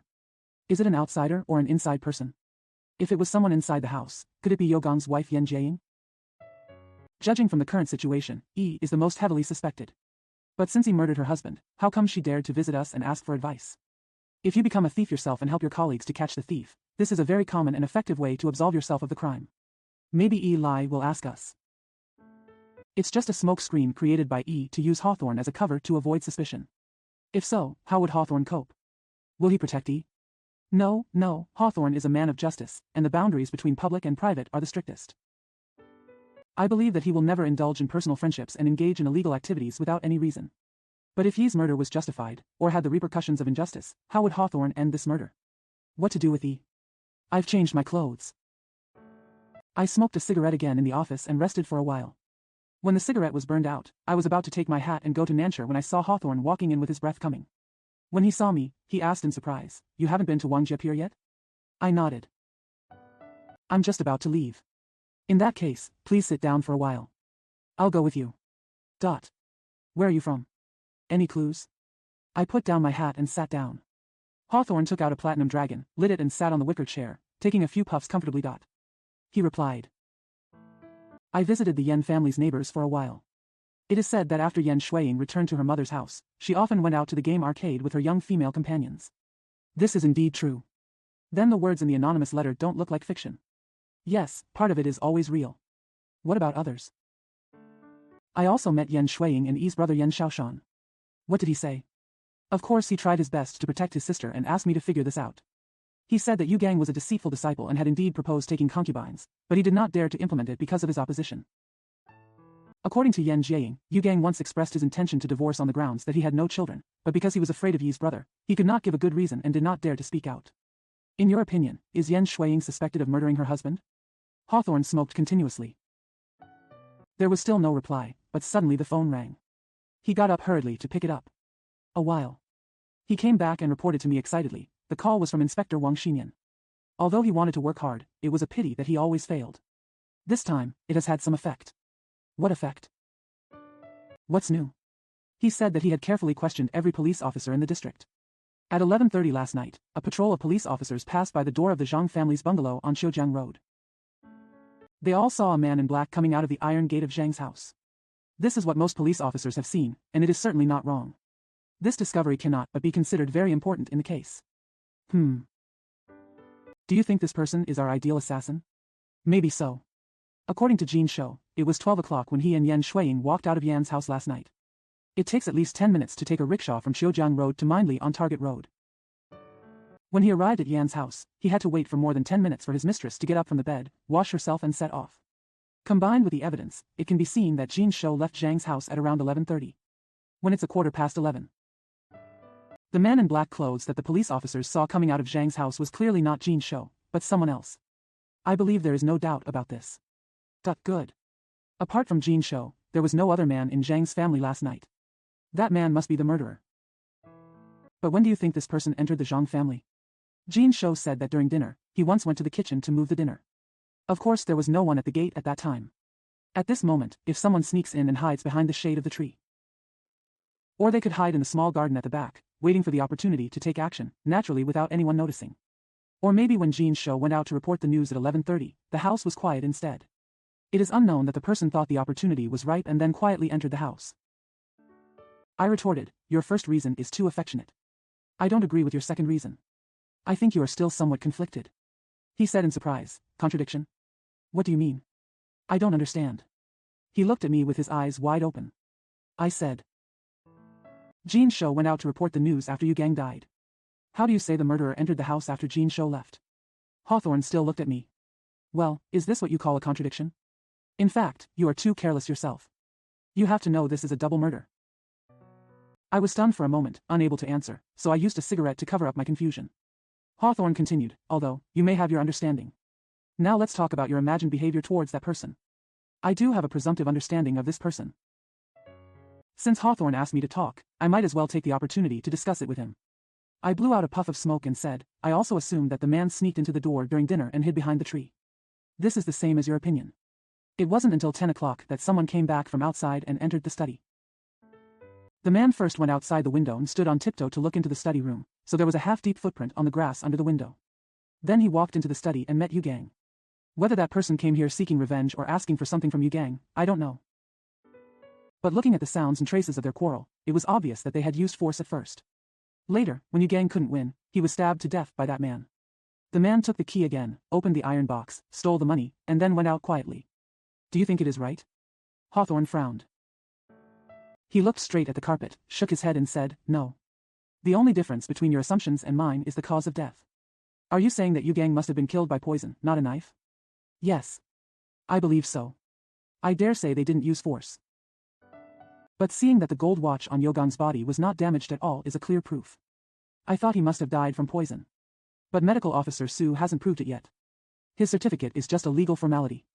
In fact, I have already determined this. Meet. Are you laughing at my boast? I'll tell you. There are fresh scars, you can see them too. His wound was flat and there were no blood stains around it. It was obvious that when the knife was stabbed, the blood flow to his body had stopped and the muscles and skin had lost their elasticity. Therefore, there are no signs of curling around the wound. This is an ordinary reaction in life. And there was only some blood on his shirt, not bright red blood. Isn't this proof of posthumous assassination? Based on this layer, it can be seen that the assassin must have entered after Jin Shou went out. You can't say I'm contradictory. Moreover, Jin Shou only knew about Yu Gang Chi Ju at that time. Jin Shou did not look at whether there were knife marks on Yu Gang's body at that time. So I guess that the man's assassination must have happened when Jin Shou went out to report the news and Yu Gang's mother and sister were upstairs. Even assuming that the man sneaked in at this time, it is not necessarily impossible. Then how to explain the quarrel? Could it be that the murderer argued with Yu Gang for a while, then withdrew, waiting for Jin Shou to go out before going in? No, this is unreasonable. If anyone really quarreled with Yu Gang, you remember he tended to get drunk and crazy alone. It must have been another person. In short, I believe that the quarrel and the assassination were never at the same time, nor by the same person. This explanation is indeed possible based on the situation, and I couldn't help but secretly nod. However, based on the situation, in addition to the poisoning and assassination, there is also the possibility of another person quarreling. It's a little more complicated. At the same time, I also thought that my inspection of injuries was not as precise as his. Hawthorne took a few puffs of cigarette and then said, in this way, we can draw a conclusion that the person who committed the assassination was the secondary culprit in this case, not the main culprit. The main culprit was the person who poisoned. I responded. Well, if so, who do you think the assassin was? Hawthorne frowned and said, this still needs to be investigated. For example, Jin Shou mentioned the short-sighted guy wearing convex crystal glasses, the tall man in a suit, and the servant Orang Kuelin, etc. All must be investigated. At least we have to listen to Inspector Yao's investigation results before proceeding. So who is the main culprit of the poisoning? Do you have an idea? Hawthorne shook his head. I'm not sure who this person is yet. I think this subject is very complex. I prompted, Yu Gang had a wedding reception last night. Could he have been poisoned at Qian's house? This is just one aspect of the question and cannot be settled. Is there another aspect? Yes. There are also aspects inside the house that cannot be ignored. I asked in surprise, oh. Do you think it was someone inside the house who did it? Is there any basis for this? Hawthorne rubbed out the end of his cigarette and said, it is based on nature, and it is very ready. You probably saw it too. Well, what? I'm really a little confused. Hawthorne simply replied, the teapot on the desk Lingling. Lingling. Lingling, The ringing of the phone interrupted Hawthorne's words. I saw Hawthorne lying down with his legs stretched out, so I got up to pick him up for him. The call was from Medical Officer Su Jiren. He had tested the vomited contents in the spittoon and found that the deceased had indeed drank too much finjo, and the wine did contain arsenic. The black tea in the teapot has been carefully tested, but there is no trace of poison at all. Because of Hawthorne. He had been told to pay attention to the question of poisoning or killing, so he first informed Hawthorne of the test results. The prosecutor has not yet arrived for the autopsy of the body, so he has not started yet. I passed this to Hawthorne. Hawthorne suddenly lit another cigarette, frowned, lowered his head and said nothing. I don't know what he was thinking. This notice is a definite confirmation of his clear understanding of poisoning. Why was he disappointed? I asked, Hawthorne, what are you thinking about? I was thinking that finjo is the most violent, that's why the toxicity attacks so quickly. That's right. Now that we have listened to Dr. Su's words, our understanding of poisoning has finally narrowed down a bit, and we have found a quicker way. Yes or no?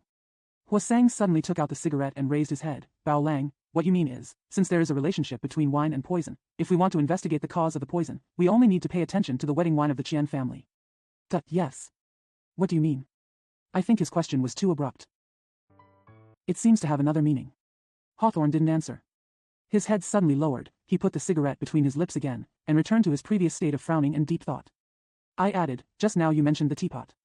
Now it has been proven that there is no poison in the tea, the poison is in the wine. Do you have any questions? Hawthorne slowly raised his head, a little bit, but his eyebrows were still deeply furrowed. I asked again, in any case, the mission to investigate Qian's house must be very important. Do you think Yao Guiying can take the responsibility? Hawthorne still lowered his head. Slowly replied, I have met with him several times before, and I think he is still modest. Therefore, he will not cause any trouble when he works with me this time. Unfortunately, his observation skills are not very accurate, and his knowledge is also poor. These are his shortcomings. So you want this? Could he be happy and competent? I hope he can succeed. Judging from the current situation, his responsibility is indeed very important. Oh, someone is coming from outside. Sure enough, I heard questions and answers in front of the door, and then I saw Gui walking and holding a famous thorn. 7. Wrong. The visitor is the Yao Guiying we are looking forward to. His presence gives me hope of unraveling the mystery, and we certainly welcome him. Yao Guiying walked into our office, greeted each other a few words, and sat on the wicker chair opposite us. Hawthorne rushed to say, Brother Guiying, are you coming from Qian's house on Hangkou Road? I don't think Zhang Yugang went to Qian's house for a wedding banquet last night. Yes or no?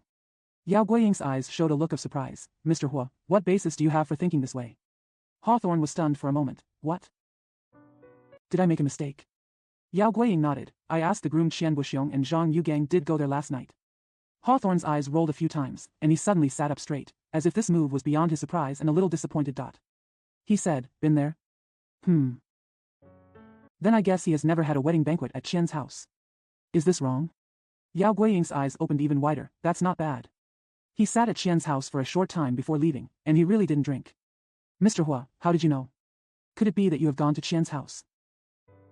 Hawthorne breathed a sigh of relief, shook his hand and said, No. I just made up the idea a few minutes ago that Zhang Yugang would not drink at Qian's house. I have never been to Qian's house. Inspector Yao's eyes narrowed a little, but he still blinked. He looked at me. I exchanged glances with him, but I could not alleviate his doubts, because I could not figure out what Hawthorne's suspicion was based on. After a while, Yao Guiying said, Mr. Hua, since you know that he has never drank alcohol, you may have the same opinion as me. What's your opinion? Yugang didn't drink, so his behavior last night clearly wasn't drunk. Moreover, Jin Shou said that he felt that his master's words, which were drunk when he spoke, were clearly not true. In this way, there is great research value here. Mr. Hua, do you agree? Hawthorne smiled slightly and said, Brother Guiying, I'm sorry, I can't agree. A look of disappointment moved to Guiying's face. I know that although Yugang didn't drink at Qian's house, he drank in other places. You probably haven't found out yet. Yao Guiying blushed. Chi said, Yes, I only know that he went to Qian's house at 6 o'clock. Then he suddenly received a phone call and left the host. Did he drink after leaving Qian's house? Wine, I really haven't figured it out yet. Mr. Hua, how do you know? Hua Sang said lightly, there is a question of whether to drink or not. We just smelled the smell in the spittoon and already knew it. But the place where he drank was not at Qian's house, but somewhere else. I just received a call from Su Jiren, so I was sure that according to medical officer's examination. You just drank too much Fenjiu. Fenjiu is a baijiu, the strongest form of sorghum liquor. You always know the customs in Shanghai. Liquor is only used for funerals, and Shaoxing wine is always used for weddings and festivals. Since what you just drank was white wine, it can be seen that he must not have been drunk at Qian's house. Hawthorne's explanation killed two birds with one stone. Yao Guiying and I had doubts.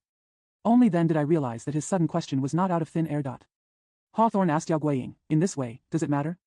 I just arrived at Qian's house yesterday. Later, he was called out of Qian's home by that phone call. Yes or no? Exactly. Who was the person who called Yu Gang? I also asked Qian Buxiong, but Yu Gang did not explain at the time. He only said that he had an important appointment and had to go. So after I just left the Qian family, I haven't found out who I was dating, where the date was, or what we were talking about. So was that phone date expected, or did it happen by chance? Have you ever asked Chamber Bear? Like it happened by accident. Because I had just apologized to my host when I was leaving. He said that he had gone specially to have a wedding banquet, but unexpectedly he had this unexpected date. This shows that the date was not what he expected. Hawthorne closed his eyes and thought for a while, then said, on the basis of feelings. Of course this date has something to do with this murder. Although we don't know who that person is now, it doesn't seem to be very difficult to trace his footprints. Yao Guiying said happily, that's good. Mr. Hua, do you have any methods to get started? I guessed that that person was not only acquainted with Yu Gang, but also a friend of Qian Buxiong. But it was obvious that he knew the phone number of the Qian family and knew that yesterday was Buxiong's wedding. He expected that Zhang Yu Gang would go to the wedding banquet, so he called the Qian family to look for him. I also guessed that the place where they dated must be in a wine shop that specializes in drinking. All they drank was Fenjiu. Fenjiu is only available in wine shops that specialize in wine, and it is drunk by people who are good at drinking. It is obvious that the man Yu Gang is also an old drinker. It might be easier to find out based on these two clues. As for the things discussed, although I can't guess out of thin air, it is probably always a secret that cannot be told. In that case, I just need to go to this wine shop to inquire about it. Good. Nowadays, the larger liquor stores probably have telephones installed. You might as well go to those wine shops and ask, maybe you can get some clues. Did you get any other news? I went to Xinxin Flower Company again and asked. It proved that the anonymous letter was written by Yu Gang. I also know that although Yu Gang works in the company in name, he actually does not have a specified time to work in the company. Because the company manager Shen is an old friend of the father who has a stepfather, and he is usually a bit laissez-faire and stubborn. So Yu Gang is free to spend his time outside. I think he must have a wide range of contacts. Have you ever investigated whether any of his friends have any grudge against him? Yao Guiying responded, I have asked several of them, according to one of his colleagues named Yang. Yu Gang has a bad temper and would fall out with others from time to time. A warehouseman in the company, well, his name was Fu Jingsan, had a fight with Yu Gang over the issue of the popular actress, and an old classmate of Yu Gang named Yu also came to the company over gambling. Make a big noise in the company. However, there was a man named Zhang Jilian who seemed to have a deeper hatred for Yu Gang. Hawthorne seemed to be moved by these words. Oh, do you know what's going on? I also asked about it, but I couldn't get the details. All I know is that they were neighbors at first and were very friendly with each other. Zhang Jilian was still studying in some university. He often went in and out of Yogang's house and had close contact with him. Later, for some unknown reason, Yu Gang often spoke ill of Zhang Jilian behind his back. Not only that, Yu Gang also showed an attitude of fear of Jilian, as if he was afraid that he would seek revenge. But what is the truth behind the scenes? Not only the man named Yang doesn't understand, but no one else knows either. Where is this Zhang Jilian now? Yao Guiying glared at Guiying and said, I don't know. It is said that Zhang Jilian disappeared a month ago. Disappointing. Not only did Hawthorne frown and lower his head again, but I was also overjoyed. It was just like when I was lost in the dark night and suddenly saw a flash of light in the distance. I felt naturally happy in my heart. But just as he was about to run forward and take the right path, the light disappeared in an instant and he was plunged into darkness again. At this time, I suddenly remembered the two people who asked for letters that Jin Shou said. I asked, Inspector Yao, how is Zhang Jilian's appearance? Yao Guiying said. It is said that he is a man who often wears suits and is about 26 or 17 years old. Is he a tall man? No. I also asked, are you tall and thin, shorter than me? But myopia wearing convex crystal glasses? No. The person surnamed Yang said that he does not wear glasses and is a handsome young man. Both firecrackers were discouraged. I feel a little bored. Hawthorne suddenly raised his head. Bao Lang, why are you so forgetful?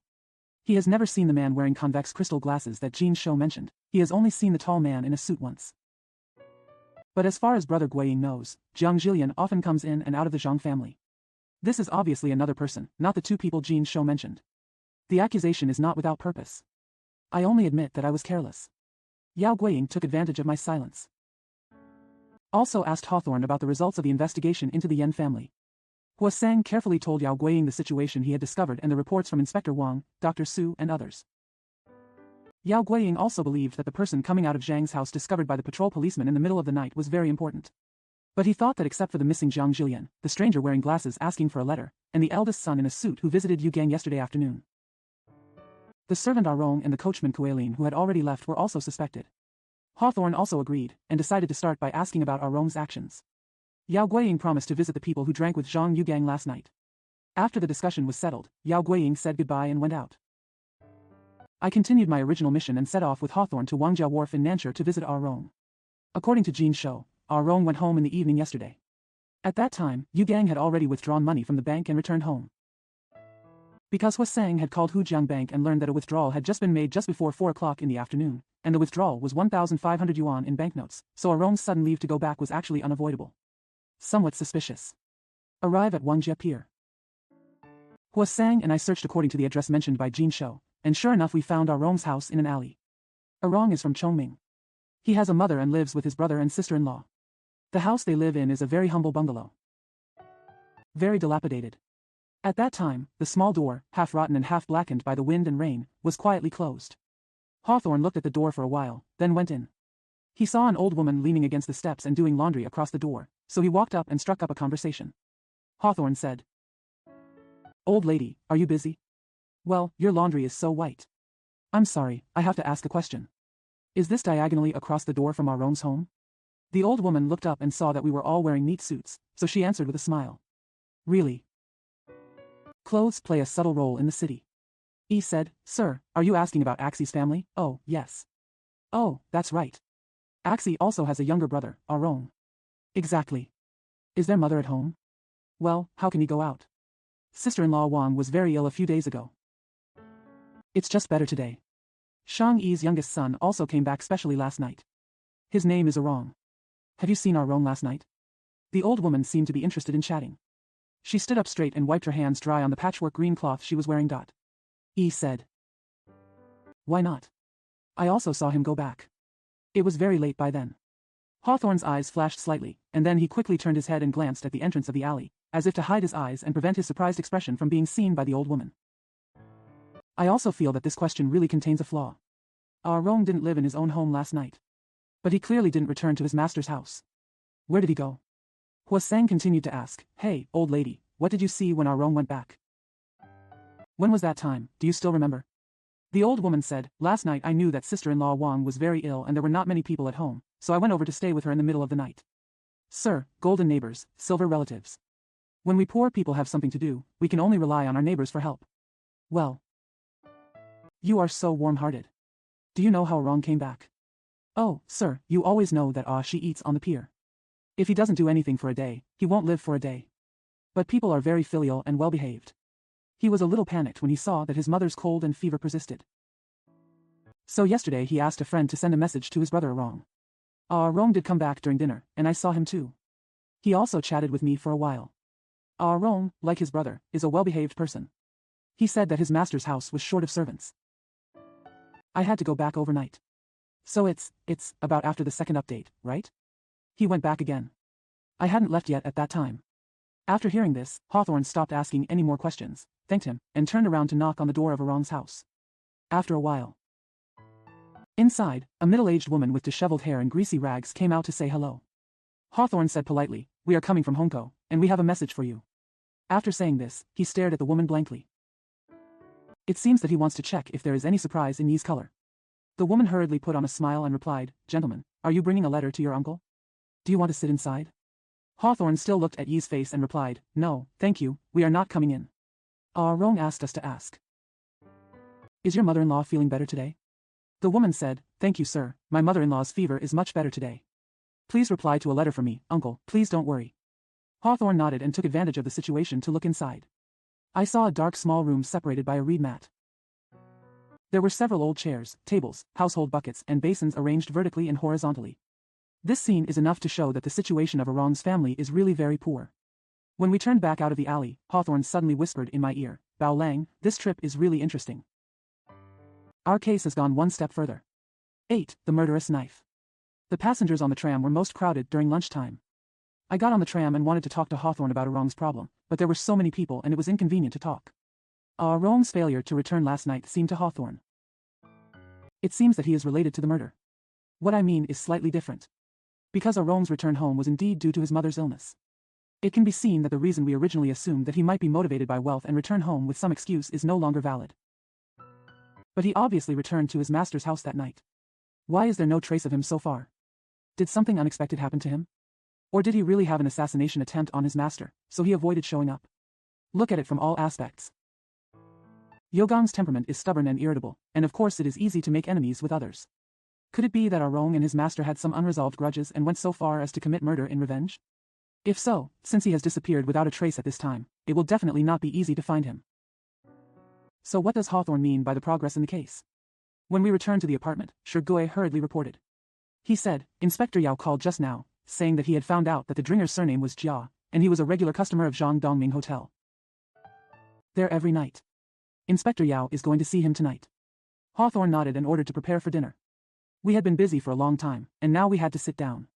But because I still had no clue about the case, I was unsettled, and there seemed to be a dam built in my chest. I can't eat anymore. Hawthorne remained calm as usual, but he only ate and drank and did not say a word about the case. After dinner, I couldn't bear it anymore, so I took advantage of my smoking break to discuss it with Hawthorne. I said, "You just said that this case has taken another step forward. But you mean Arong's whereabouts are unknown?" Hawthorne nodded and said, "Exactly. I think Arong's one-night absence is the only clue in the whole case. How can we see it?" As soon as he heard about his mother's illness yesterday, he quickly took leave and went back. This shows that he is a filial son. Therefore, we can infer his usual conduct. When he arrived at home, because of his master's duties, he rushed back all night and did not dare to stay. It can be seen that he is a law-abiding person. Looking at these 2 points, we can infer that he did not return last night. Of course there won't be any misbehavior of prostitutes. What is that? Of course it has something to do with the case. In this way, he is a good person, but why would he do such a thing? This is difficult to determine. His family was very poor and his mother was ill in bed, so money was certainly needed.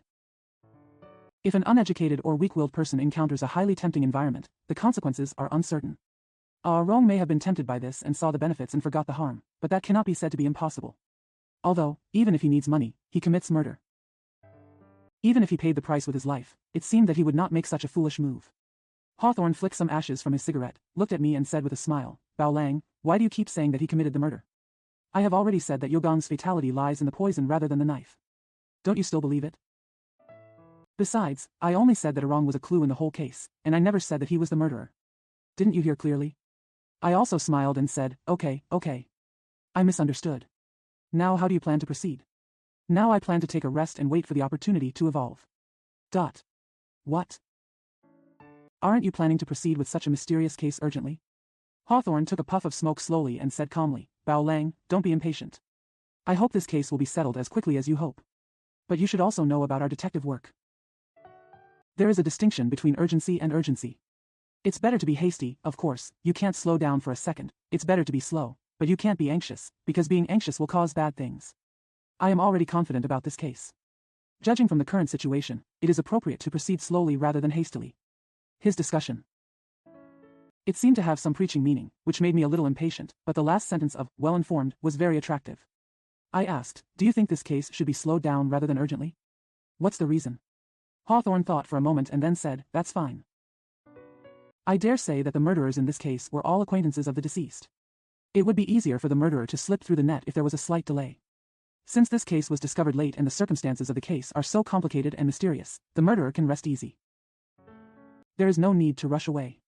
In this way, we might as well proceed step by step without having to rush around. There is another reason. Now that we have discovered 2 doubtful points, of course we cannot proceed beyond the level before fully explaining them. Those 2 doubts. First. Since Yao Guiying was able to interview Jia, who drank with Zhang Yugang, this person must be related, and he must first find out. Secondly, our Rome must also try to find him, and only then can we understand the truth in the case. Both of these things can only wait for development and cannot be rushed forward. Do you think so? If you want to see the person named Jia, you have to wait until night, but if you want to find our Rome, why can't you do it quickly? Although I am eager to know the traces of a wrong, there is no point in being anxious. We can only wait for him to show up. If we were to prevent him from escaping, he would have had many opportunities last night, but now even if he wanted to pursue him, it would be too late. You just sit and wait for him? Will he show up on his own? Yes. I believe so. But I am also prepared to ambush a chess piece. I have to make a call to Inspector Jiang Xinyan and ask him to send someone to our Rong's house to get an extra, alas. Is that Inspector Wang outside? Hey, what a coincidence. Sure enough, I heard the front door ringing. When I looked back, Inspector Wang had already hurriedly opened the door and walked in. His fat head was held high, as if a new steel bone had been installed around his neck. His thick waist was also straight, and his attitude had a sultry appeal. Hawthorne greeted, Mr. Wang, I'm just about to talk to you. You're here, no matter how good it is then. Before he could utter the word no, he suddenly stopped. His eyes turned rapidly, and his expression suddenly changed. He stared blankly at Wang Xinyan's face, showing a surprised look. Wang Inspector, you discovered anything new? Inspector Wang nodded several times, touched his short beard, reached into his pocket and took out a long small paper bag, and answered breathlessly. Yes.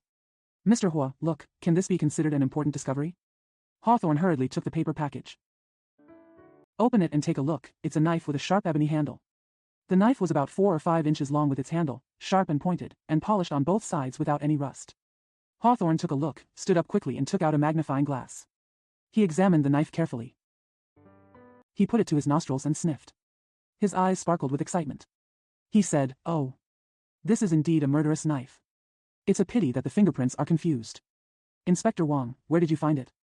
Inspector Wang said, the thing's in the corpse room. Isn't there a window facing an alley? Less than 3 feet to the north of the window, there is a wooden barrel collecting garbage. This knife was picked up next to the trash can in the alley. When did you find it? About an hour ago. At that time, because the prosecutor was about to come to the scene for inspection, I took a few police officers to take care of it in advance. I checked in the alley for a while and found this knife. You found it next to the garbage? Yes. On that side of the trash can? On the south side, near the window. Hawthorne touched his chin and thought for a moment, then asked, but aren't the trash cans in your district cleaned every morning? If so, why didn't the sweeper who swept the trash this morning see this knife? Could it be that after sweeping up the garbage? Did someone just leave this knife there? Inspector Wang said, no. Although the time for sweeping the trash is set before 9 o'clock every morning, the knife is next to the trash can, about a foot away, and there are some weeds there, so it is not easy to attract attention. There was also a piece of torn newsprint half covered, which seemed to have been blown by the wind. If you don't pay attention, of course you won't see it. Mr. Hua, you know that I went there specially to inspect, so naturally I should leave it alone. So if you must say that the knife was thrown there after 9 o'clock this morning, it would be a little unreasonable. His tone revealed complacency, and his fat head shook a few times involuntarily. Hawthorne nodded and said, well, that's it. Since there is such a plot, my idea cannot be established. In this way, we might as well assume that the murderer opened the east window and threw it out of the window after the stabbing. He turned back and asked me, Bao Lang. Wasn't the east window originally ajar and unbolted? Did you see it anyway?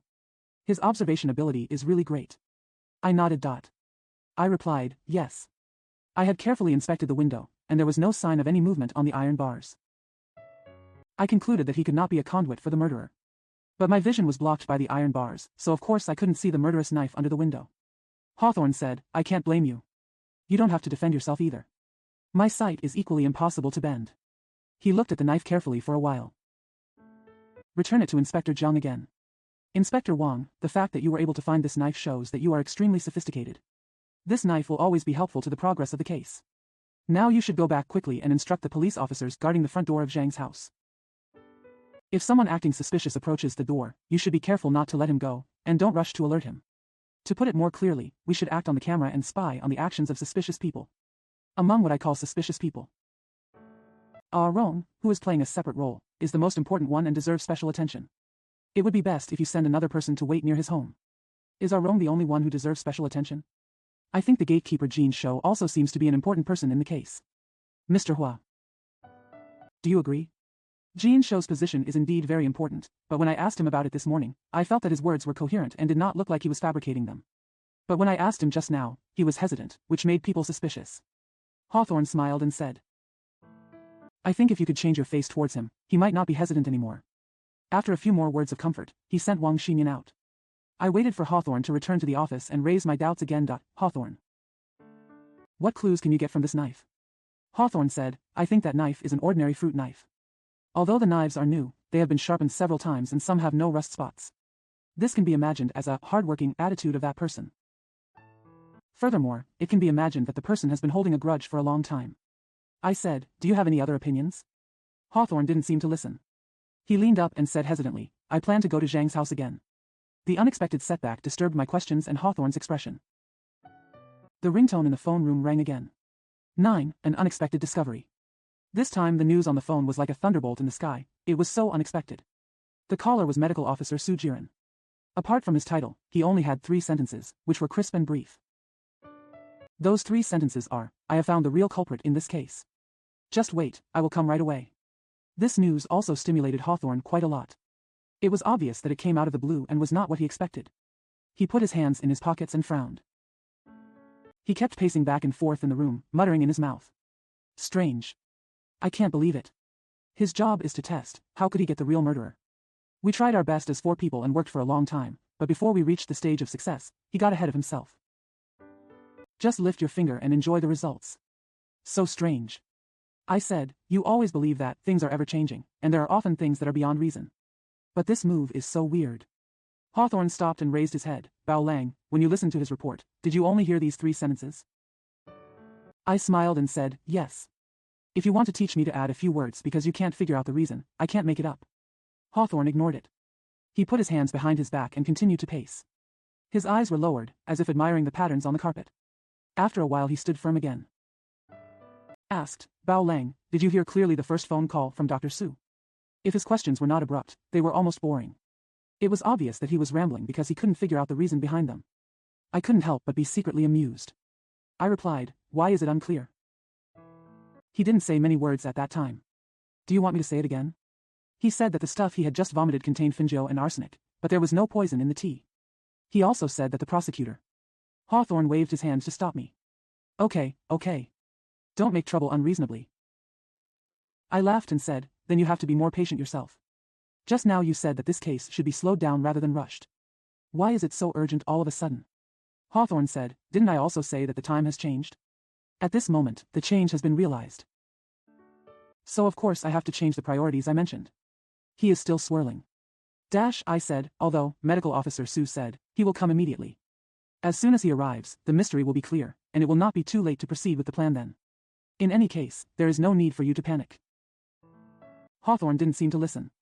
He raised his watch to look at it and said, well, there are 10 minutes at most. He can probably get here.